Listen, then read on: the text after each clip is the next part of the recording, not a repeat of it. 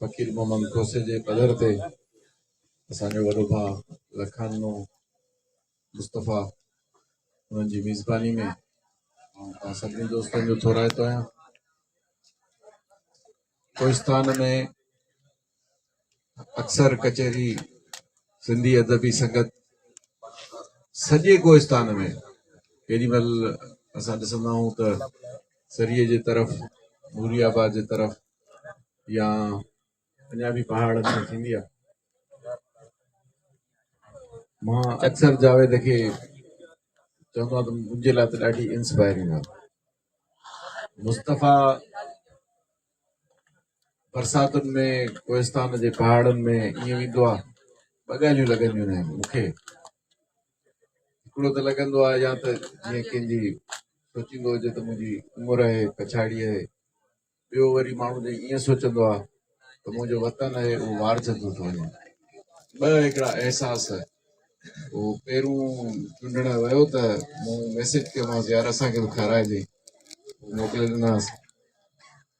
सो कोहिस्तान जी कचहरी आहे ऐं कुझु माण्हुनि खे सारींदमि कोहिस्तान जे माण्हुनि खे। जमाल पंहिंजी शाइरी में कांबू जो ज़िक्र कयो ऐं साले मोहम्मद जो ज़िक्र कयो।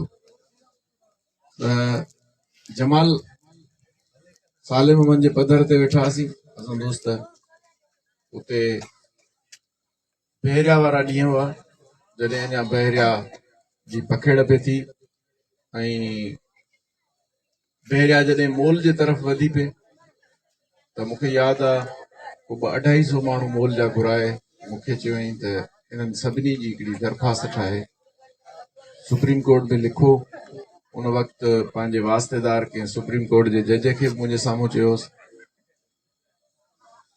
ऐं असां हिकिड़ी वॾी दरख़्वास्त लिखी उन में। ऐं सम्झां थो त डॉन उन्हनि ॾींहंनि में ग्रीड अनलिमिटेड जे नाले सां हिकिड़ी पहिरीं स्टोरी बहरिया ते छपी हुई।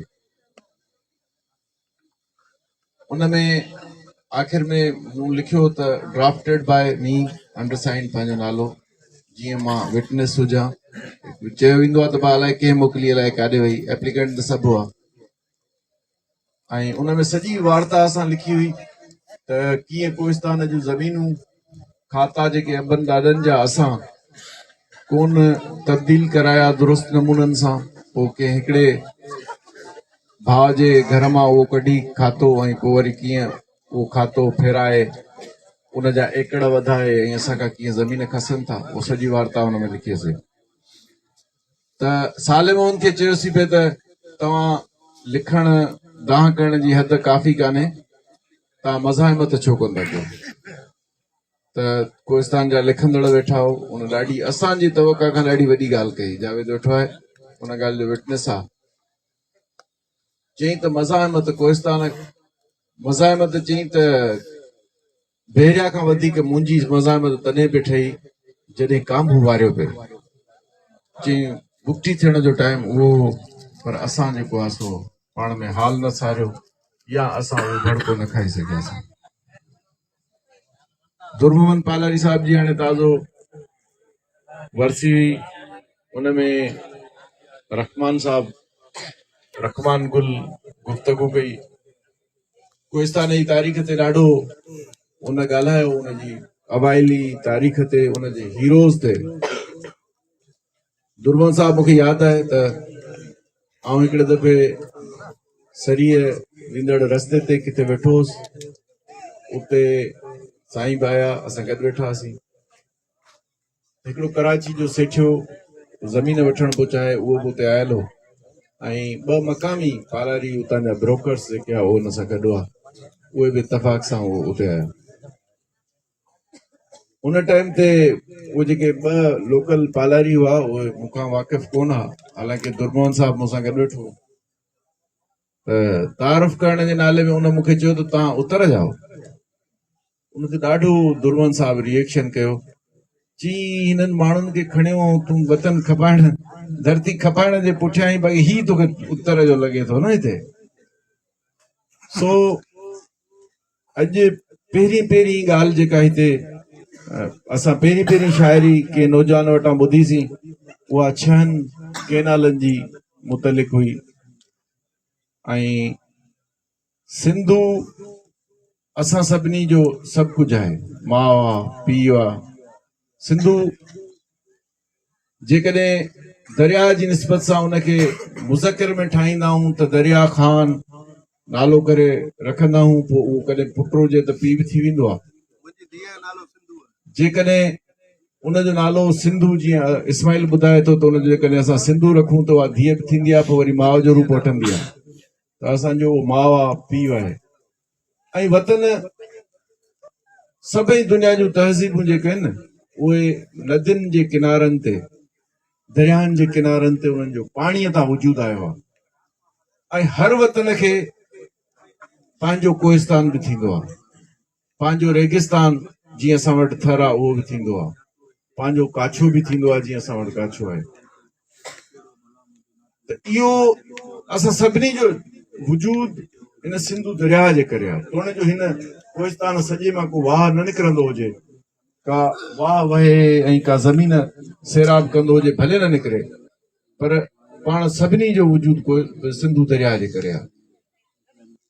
ऐं नवीद जीअं सवेल गुफ़्तगू कई पे त 1940 में जॾहिं पाकिस्तान जो वजूद आयो त इहो असां पंजाब सां, बंगाल सां,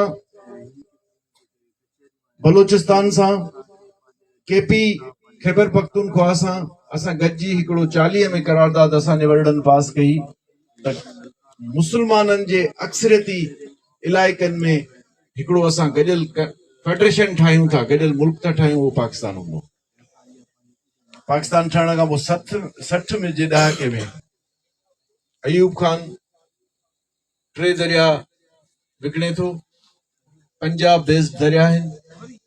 पोइ सॼी जेका पाकिस्तान जी एग्रीकल्चर आहे उहा डिपेंड, उन्हनि जी जेका डिपेंड थी करे उहा वञी सिंधूअ ते थी करे। नतीजतन सॼी दुनिया में इहो हिकिड़ो इख़लाक़ी उसूल आहे त नदीअ ते पहिरीं पुछड़ी वारे जो हक़ आहे, दरिया ते पहिरीं पुछड़ी वारे जो हक़ आहे। इहो असांजो मज़हब बि ईअं थो चवे, पर मज़हब जे नाले में ठहियल उन मुल्क में इहो उसूल अपनायो कोन थो वञे, इहो हक़ नथो सम्झो वञे त हिन नदीअ ते, हिन दरिया ते पहिरियां पुछड़ी वारनि जो हक़ आहे। जंहिं नाले सां असां हिन मुल्क में शरीक थियासीं उन मज़हब जी रवायात जो भरम नथो रखियो वञे त असां ते बि का मयार कान्हे। हिकिड़ी ॻाल्हि, ॿी ॻाल्हि इहा त शाइरियूं लिखड़ियूं, ख़ूबसूरत शाइरियूं लिखड़ियूं हीरोज़ खे जनम ॾींदियूं आहिनि, पर कॾहिं कॾहिं हिकिड़ो हीरो बि 100,000 शाइरनि खे मुतासिर करे वेंदो आहे।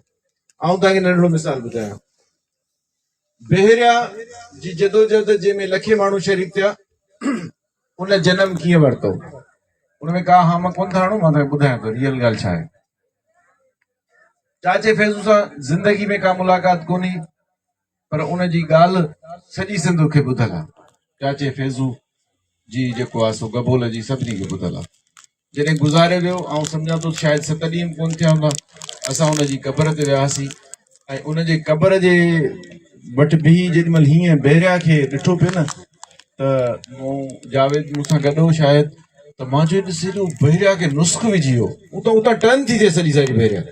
हिन जॾहिं पंहिंजी बनी न ॾिनी आहे त माना बहरिया हीअं सिधे थियण जे बदिरां नदी ते जेको सिधी थी वञे त उते बहरिया टर्न थी थिए ऐं उते ॼण तव्हां ॾिसो त उनमें को नुस्ख़ अची वियो हुजे, उन माण्हू कोन ॾिनी। ऐं इहा मज़ाहिमत जेका पॉलिटिकल सियासी पार्टियुनि खे जंहिं मुतासिर कयो, इहा चाचे फैज़ूअ जे ॻोठ ते जंहिं जेको आहे सो बिल्डोज़र विया हुआ, उतां जी कुझु नियाणियुनि जेॾीमहिल ॿाहिरि निकिरी उन्हनि सां मज़ाहिमत कई हुई त इहा उतां शुरू थी।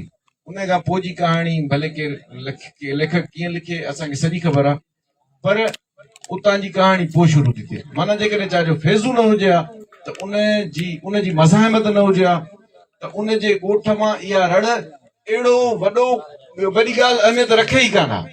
उन रखी, पोइ तव्हां ॾिठो त पहिरीं सभु सियासी जमायतूं चाहे फैज़ू जी ॻोठ हुयूं ऐं उन खां पोइ इहो सॼो माहौल जुड़ियो ऐं मज़ाहिमत थी। पोइ उन्हनि ई ॾींहंनि में जमाल जी बि शाइरी असां ॿुधी, ॾाढी ख़ूबसूरत शाइरी। ऐं जमाल यकीननि जेको आहे सो असांजे पंहिंजो हलीम जहिड़ी शाइरी, पंहिंजो जेको हाजी सांद जहिड़ी शाइरी करे थो ऐं असांखे उमेदु आहे त अञा कंदो, शाहिद कंदो ऐं उन्हनि जहिड़ी उन्हनि जी शाइरी आहे। असां कुझु शयुनि जो ख़्यालु करणो आहे रुॻो, बाक़ी असां मायूस कोन। कहिड़ियुनि शयुनि जो ख़्यालु करणो आहे? हिकिड़ो तालीम, जीअं जावेद ॻाल्हि कई, जावेद जी पंहिंजी संदसि नाले सां पिटीशन दाख़िल थियल आहे सॼे कोहिस्तान जी तालीम मुतलिक़ ऐं गॾोगॾु सॼे कोहिस्तान जी धार पिटीशन उन जी सिहत मुतलिक़, उन में पाण पिटीशनर। पर उन खां वधीक ॻाल्हि इहा त असां जॾहिं धणी पंहिंजे स्कूलनि जा थींदासीं, असां वटि जिन वटि पैसा ॾुकड़ा आहिनि उहे शहरनि में रहनि था, उते पंहिंजा ॿार पढ़ाइनि था। असां वटि जेके वॾेरा आहिनि, थोरा घणा जेके बि हुजनि, असांजा दोस्त आहिनि, अलाह ख़ुशि करे सभिनी खे ॿार पढ़ाइनि। पर हिते जो उहो मिसकीन माण्हू जंहिंजे ॻोठ में 5 दर्जनि पढ़ण जी वसत आहे ऐं उन वटि एतिरा पैसा कान्हनि जो उहो ट्रांसपोर्ट करे शहर ॿार खे पढ़ाए, उनजो इहो हिकिड़ो मामिलो मसइलो आहे। ऐं सम्झां थो त हिकिड़ो अहिड़ो माहौल जनम वठणु खपे त उनजो ॿार उहो पढ़ी पए, मैट्रिक ताईं, इंटर ताईं पढ़ी पए। ऐं पोइ वरी ही कोहिस्तान ईअं घुर करे त गुरफत साहब असांजो वीसी हो, कोहिस्तान जो हो, उन्हनि ॾींहंनि में असां उनजे या कने ऐं हितां जे कुझु दोस्तनि जे त तव्हां हिकिड़ी पॉइंट अहिड़ी शुरू कयो जेका कोहिस्तान खां ॿाहिरि खणी वञे। उन्हनि ॾींहंनि में असांखे 20-25 ॿारनि जो तइदाद बि सुझंदो हो, खणी वञे। इहो हिकिड़ो क़िस्म जो जेको आहे न रवायत जनम वठे। ॿियो, पंहिंजे पखियुनि जा, पंहिंजे वणनि जा पाण धणी थियो। इहे बुनियादी ॻाल्हियूं आहिनि। ऐं सियासत, हिते जेके वॾा नाला सियासतुनि जा आहिनि उहे सियासी बि कान्हनि, वापारी आहिनि, वतन विकिणनि था। कंहिं माण्हूअ ॾाहे चयो त वतन ग़रीब माण्हुनि जो थींदो आहे, तव्हांजो असांजो थींदो आहे। अमीर माण्हू जो त वतन जा वसीला थींदा आहिनि। ऐं तव्हां ॾिसो त वतन जा वसीला असांजा उहे अमीर माण्हू जेके आहिनि उहे उन्हनि जी वतन जे वसीलनि जी फेल कनि था। का बि वॾी ॻाल्हि कान्हे, असां सभु मज़ाहिमत करे सघूं था, मज़ाहिमतकार आहियूं। ख़ुदा बख़्श इन ई पादाश में कल्ह हथकड़ियूं लॻल हिकिड़ो लिखंदड़ पंहिंजो जेको आहे सो थाणे वियो, कोर्ट वियो, असां कंहिंसां गॾु हुआसीं। मज़ाहिमत हिते आहे। मूंखे तव्हांजी सिंधी अदबी संगत, महज़ हिकिड़ो सिंधी अदबी संगत जो यूनिट कोन लॻंदो आहे। आउं सम्झंदो आहियां त सिंधी अदबी संगत कोहिस्तान में असांजी क़ौमी तहरीक आहे। इहा हिकिड़ी क़ौमी तहरीक आहे। तंहिंजे करे असां पंहिंजे हालतुनि खां मायूस कोन्हूं। ही कोहिस्तान जंहिंमें को बि वाह कोन्हे, उहो 6 केनालनि जी ॻाल्हि पहिरीं पंहिंजे जेकॾहिं कचहरी में करे थो त इहो आउं सम्झां थो इहो केरु बि असां खां पंहिंजो वतन वारे न सघंदो। ऐं गेटवे जी ॻाल्हि जेका साईं रसूल बख़्श सां मनसूब करे जावेद ॿुधाई त गेटवे आहे, छाकाणि जो कराची पोर्ट आहे, कराची में एयरपोर्ट आहे, पंहिंजो शिपिंग पोर्ट आहे। उतां जेका आबादी हाणे हींअर हिते आबाद थी थिए असांजे रोडनि सां, इहा अॻिते वधंदी त जीअं चई त सिंध तव्हांखे ॾोही सम्झंदी। त आउं सम्झां थो त असां सभु वतन तां हिकिड़ो दफ़ो ॿीहर वारबासीं। तव्हां सभिनी खे असांखे इन जो शिदत सां अहसासु बि करणु खपे। गॾोगॾु इन ॻाल्हि खे फ़रोग़ ॾियणु खपे त आया असांजी क़ौम कीअं उथी बीहंदी। उनजो मुख्य ज़रियो तालीम ई आहे। आउं सम्झां थो हिन कोहिस्तान जूं जा इहे वण सदाईं सलामत रहनि, उनजे जबलनि जूं ऊचायूं सलामत रहनि, तव्हां सभिनी जूं कचहरियूं सलामत रहनि। तव्हां सभिनी जूं महिरबानियूं। तव्हां असांखे मान ॾिनो, महिरबानी।